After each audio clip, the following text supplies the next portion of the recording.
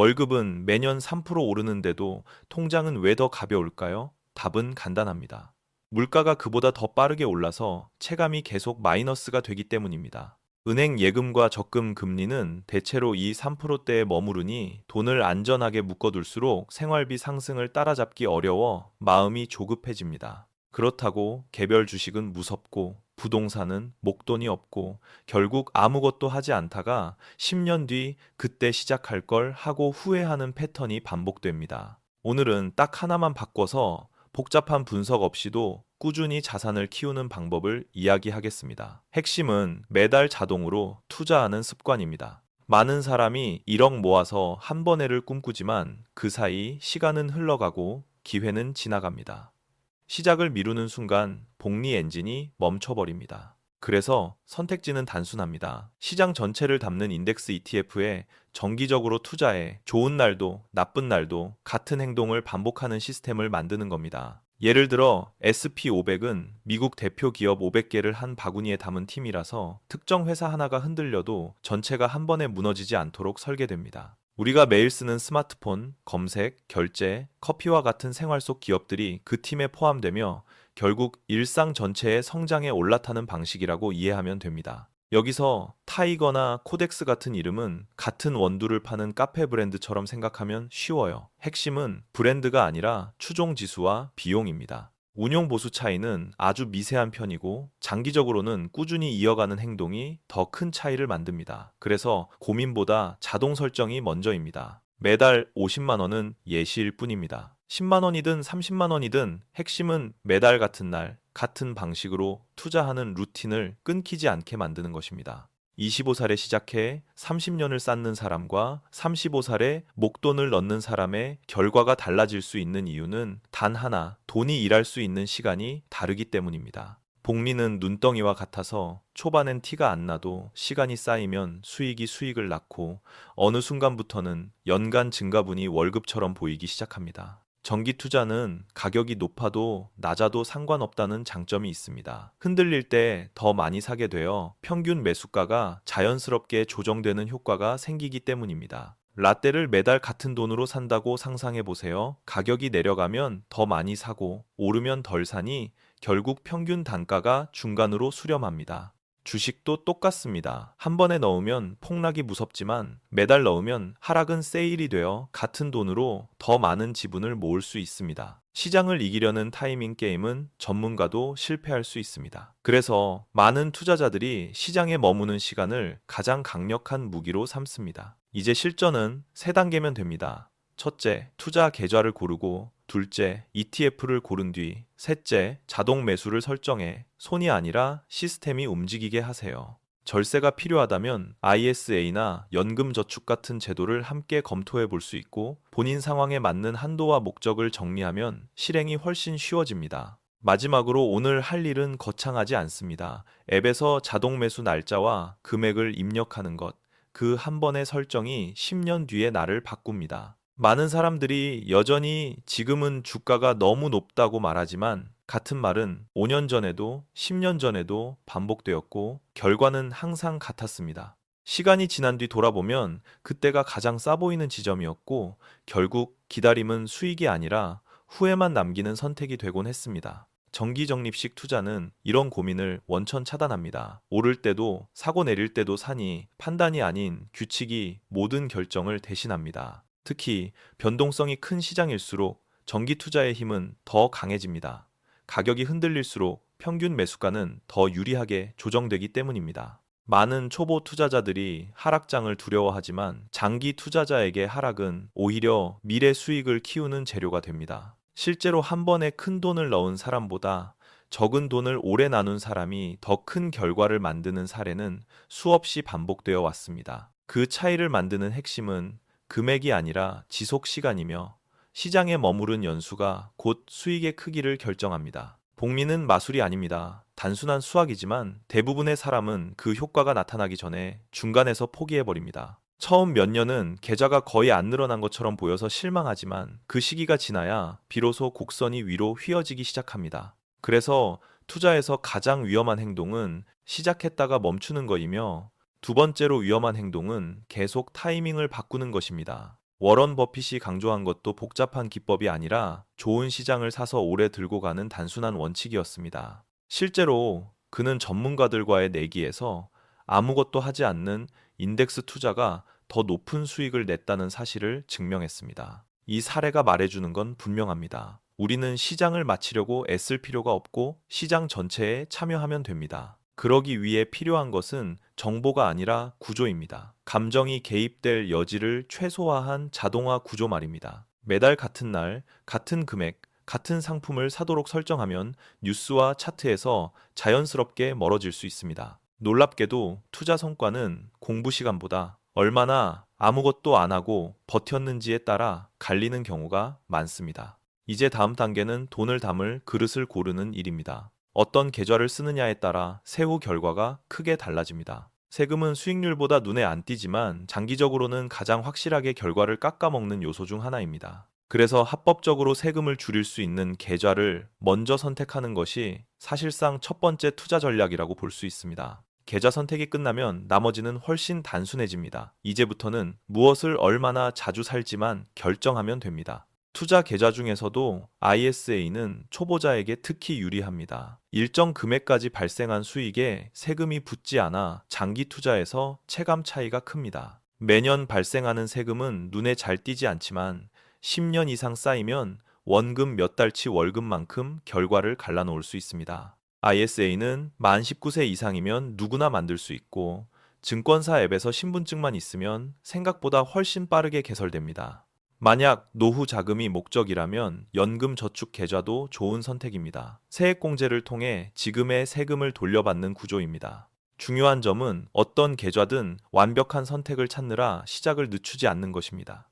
계좌는 도구일 뿐 핵심은 실행입니다. 계좌를 만들었다면 이제 살 상품을 고르면 됩니다. 여기서도 기준은 단순합니다. 시장 전체를 담는 ETF입니다. 개별 종목은 한 회사의 리스크를 그대로 떠안지만 ETF는 수백 개 기업을 한 번에 담아 변동성을 낮춰줍니다. 특히 SP500 ETF는 미국 경제 전반을 대표하기 때문에 특정 산업의 흥망에 휘둘릴 가능성이 상대적으로 적습니다. 가격이 하루하루 달라져도 신경 쓸 필요는 없습니다. 우리는 가격이 아니라 수량을 꾸준히 늘리는 전략을 쓰기 때문입니다. 한 주 가격이 치킨 한 마리 수준이라는 점은 심리적으로도 중요합니다. 시작 장벽이 낮아 행동으로 옮기기 쉬워집니다. 상품을 골랐다면 이제 가장 중요한 단계가 남았습니다. 바로 자동 매수 설정입니다. 자동 매수를 하지 않으면 의외로 많은 사람이 이번 달은 다음 해를 반복하다가 흐름을 놓치게 됩니다. 매달 월급 직후 같은 날로 매수일을 정하면 투자와 생활비가 자연스럽게 분리되어 스트레스가 줄어듭니다. 금액은 처음부터 무리할 필요 없습니다. 부담 없는 수준에서 시작해 소득이 늘면 점진적으로 조정하면 됩니다. 이 과정에서 중요한 건 금액의 크기가 아니라 중단 없이 이어지는 리듬을 만드는 것입니다. 자동화가 완성되면 뉴스, 유튜브, 커뮤니티의 소음에서 한 발 떨어질 수 있습니다. 투자 결정이 줄어들수록 감정 개입도 줄어들고 그 자체가 장기 수익률을 지켜주는 방패가 됩니다. 많은 성공 사례의 공통점은 특별한 정보가 아니라 단순한 행동을 오랫동안 유지했다는 점입니다. 이제 기본적인 자동 투자 시스템은 완성되었습니다. 하지만 자산이 조금 커지면 다음 고민이 생깁니다. 모두 주식으로만 가도 괜찮을까? 라는 질문입니다. 여기서 자산 배분이라는 개념이 등장합니다. 자산 배분이란 모든 돈을 한 곳에 두지 않고 서로 다른 성격의 자산을 섞어 전체 변동성을 낮추는 전략을 의미합니다. 주식은 성장의 엔진이지만 크게 흔들리고 채권은 완충 장치처럼 안정성을 제공하며 금과 현금은 위기에서 방어 역할을 합니다. 이 개념을 가장 체계적으로 정리한 인물 중 하나가 레이 달리오이며 그는 이를 숫자로 단순화해 누구나 따라하게 만들었습니다. 바로 4-3-1-2 공식으로 주식 40%, 채권 30%, 금 10%, 현금 20%라는 기본 비율을 의미합니다. 이 비율의 목적은 최대 수익이 아니라 큰 위기에서도 포트폴리오가 무너지지 않도록 생존력을 높이는 데 있습니다. 실제로 금융 위기 시기에도 이 구조는 손실을 줄이거나 경우에 따라 플러스 수익을 기록한 사례가 있었습니다. 자산 배분의 핵심은 예측이 아니라 대비이며 어떤 상황이 와도 버틸 수 있게 설계하는 데 있습니다. 주식이 폭락하면 채권이 완충하고 인플레이션이 오르면 금이 방어하며 현금은 기회를 기다리는 여유를 줍니다. 그래서 이 전략은 단기 수익에 집착하는 사람보다 오래 살아남아 꾸준히 불리는 사람에게 적합합니다. 물론 모든 사람이 똑같은 비율을 써야 하는 것은 아니며 나이와 상황에 따라 조정이 필요합니다. 흔히 사용하는 기준 중 하나가 100에서 나이를 뺀 숫자를 주식 비중으로 삼는 간단한 공식입니다. 예를 들어 25세라면 주식 비중을 75%까지 높여도 되고 시간이 많아 변동성을 견딜 여력이 충분합니다. 35세라면 주식 65% 정도로 조정하고 나머지는 채권과 현금으로 균형을 맞추는 방식이 현실적입니다. 45세 이후에는 자산 보호의 중요성이 커지므로 주식 비중을 줄이고 채권과 현금의 비중을 늘리는 것이 좋습니다. 이처럼 자산 배분은 한 번 정하고 끝내는 것이 아니라 인생 단계에 따라 조금씩 바뀌는 살아있는 전략입니다. 비율을 정했다면 다음으로 중요한 것은 정기적인 리밸런싱입니다. 이것이 전략을 실제로 작동하게 만듭니다. 리밸런싱이란 시간이 지나 변한 자산 비율을 다시 원래 목표 비율로 맞춰주는 과정입니다. 주식이 많이 오른 뒤 일부를 팔아 다른 자산으로 옮기는 것은 자연스럽게 고점 매도와 저점 매수를 돕습니다. 또한 특정 자산이 과도하게 커지는 것을 막아 한 번의 폭락으로 전체 자산이 흔들리는 위험을 줄여줍니다. 보통 분기나 반기 한 번이면 충분하며 자주 할수록 좋은 것이 아니라 규칙적으로 하는 것이 중요합니다. 리밸런싱을 하지 않으면 자산 배분은 시간이 지날수록 무너집니다. 잘 오른 자산이 과도하게 커져 처음 의도와 전혀 다른 위험을 만들기 때문입니다. 예를 들어 주식이 크게 오른 뒤 그대로 두면 어느새 포트폴리오 대부분이 주식이 되어 작은 충격에도 전체가 흔들릴 수 있습니다. 반대로 주식이 많이 떨어졌을 때 리밸런싱을 하면 가장 두려운 순간에 가장 싸게 사는 행동을 규칙적으로 하게 됩니다. 이 과정의 장점은 감정이 배제된다는 점입니다. 용기가 아니라 규칙이 매수와 매도를 대신 결정합니다. 그래서 리밸런싱은 수익률 관리이자 동시에 멘탈 관리 도구라고 불리기도 합니다. 많은 연구에서 리밸런싱을 꾸준히 한 투자자가 그렇지 않은 투자자보다 장기 성과가 더 안정적이라는 결과가 나옵니다. 물론 너무 자주 할 필요는 없습니다. 분기나 반기 한 번이면 충분하며 달력에 미리 표시해 두는 것이 좋습니다. 이제 다시 질문으로 돌아가 보겠습니다. 주식만 꾸준히 사면 되는데 굳이 자산 배분이 필요할까? 라는 생각입니다. 정답은 투자 기간과 성향에 따라 다르지만 대부분의 사람에게 자산 배분은 포기하지 않게 만드는 안전벨트 역할을 합니다. 큰 하락장에서 전부 주식이라면 공포로 손절할 가능성이 커지지만 분산된 포트폴리오는 버틸 시간을 벌어줍니다. 실제로 장기 투자에서 가장 큰 적은 시장이 아니라 중간에 포기해버리는 자신의 행동입니다. 자산 배분은 수익을 극대화하기보다는 끝까지 시장에 남아있게 해주는 구조를 만드는데 목적이 있습니다. 이제 소액 목돈이 생겼을 때 어떻게 적용할 수 있는지 예를 들어보겠습니다. 가령 1,000만 원이 생겼다고 가정해봅시다. 이 돈을 한 종목이나 한 자산에 넣는 대신 미리 정한 비율에 따라 나누는 것이 출발점입니다. 주식 40%, 채권 30%, 금 10%, 현금 20%라면 각각의 금액을 명확히 계산해 바로 실행하면 됩니다. 여기서 중요한 점은 한 번에 다 나누어 투자하고 이후에는 비율 점검 외에는 손대지 않는 것입니다. 자주 사고 파는 행동은 수수료와 실수를 늘리고 전략의 힘을 약화시킵니다. 단순하지만 지키기 어려운 원칙은 정한 계획 외에는 아무것도 하지 않는다는 것입니다.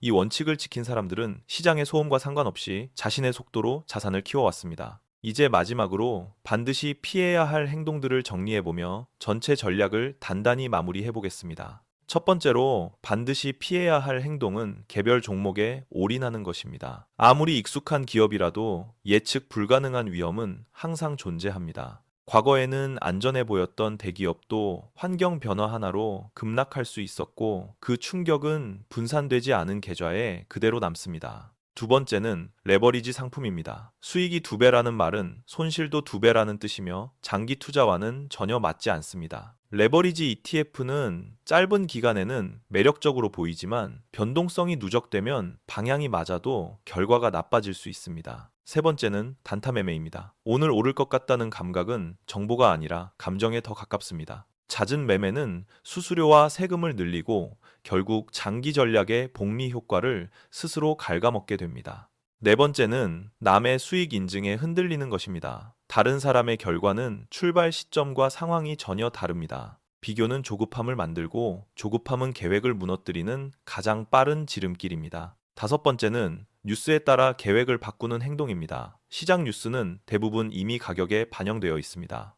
장기 투자자는 정보를 소비하는 사람이 아니라 규칙을 지키는 사람이라는 점을 기억해야 합니다. 이런 함정을 피하기 위해 가장 좋은 방법은 투자 결정을 최소화하는 구조를 만드는 것입니다. 자동 투자와 정기 리밸런싱만 유지하면 대부분의 실수는 애초에 발생하지 않게 됩니다. 이제 전략의 큰 그림은 완성되었습니다. 남은 것은 이를 현실적인 삶에 어떻게 연결하느냐입니다. 투자 금액은 저축이 아니라 미래에 나에게 보내는 월급이라고 생각하면 부담이 줄어듭니다. 처음에는 작아 보여도 이 월급은 시간이 갈수록 스스로 불어나 다시 나에게 돌아옵니다. 그래서 투자 성공의 기준은 단기간의 수익이 아니라 얼마나 오랫동안 시스템을 유지했는지입니다. 이 과정을 게임처럼 단순하게 만들수록 포기할 확률은 눈에 띄게 낮아집니다. 계좌를 자주 열어보지 않는 것도 하나의 전략입니다. 확인 횟수가 줄어들수록 감정도 줄어듭니다. 결국 장기 투자에서 이기는 사람은 가장 똑똑한 사람이 아니라 끝까지 남아있는 사람입니다. 이제 마지막 단계로 이 모든 내용을 한 번에 정리하며 실행 체크리스트를 만들어 보겠습니다. 지금까지의 내용을 실행으로 옮기기 위해 복잡한 이론 대신 바로 따라할 수 있는 현실적인 체크리스트로 정리해 보겠습니다. 첫째, 투자 목적부터 분명히 하세요.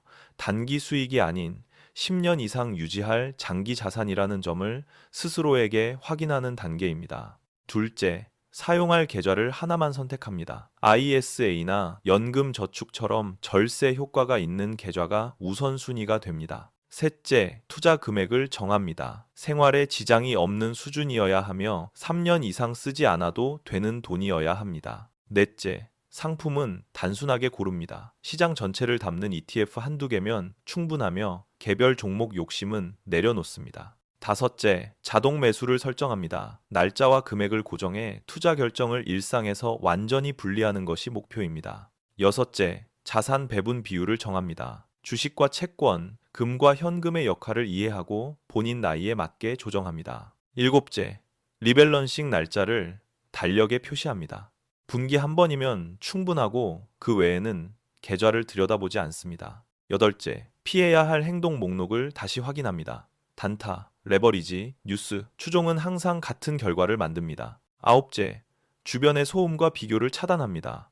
투자 성과는 남과 비교할수록 나빠지는 경향이 있습니다. 열째, 투자 기록을 단순하게 남깁니다. 수익률보다 유지 여부를 체크하는 것이 훨씬 중요합니다. 이 체크리스트를 지켰다면 이미 상위 소수의 투자자 행동을 하고 있는 셈입니다. 대부분의 사람은 알고도 실행하지 않지만 실행하는 사람은 구조 덕분에 끝까지 남게 됩니다. 투자에서 가장 큰 보상은 돈뿐 아니라 미래에 대한 불안이 줄어드는 심리적 안정감입니다. 매달 자동으로 쌓이는 자산은 눈에 보이지 않아도 언젠가 선택의 자유로 돌아옵니다. 이 시스템은 하루아침에 부자가 되게 하지는 않지만 가난해질 확률을 확실히 낮춰줍니다. 그래서 이 전략의 성공 여부는 시장 상황이 아니라 당신이 그만두지 않는지에 달려 있습니다. 의심이 들 때마다 처음 세운 원칙과 체크리스트를 다시 꺼내보세요. 방향만 맞다면 속도는 중요하지 않습니다. 느려도 멈추지 않으면 결국 목적지에 도착합니다. 이제 마지막으로 이 모든 여정을 한 문장으로 정리하며 마무리하겠습니다. 투자에서 가장 강력한 전략은 특별한 정보가 아니라 단순한 행동을 오랫동안 반복하는 힘이라는 사실입니다. 시장은 늘 불안하고 시끄럽지만 그 안에서 조용히 자동으로 움직이는 시스템은 생각보다 강합니다. 매달 같은 날, 같은 금액을 투자하는 행동은 미래의 나에게 보내는 가장 꾸준한 응원입니다.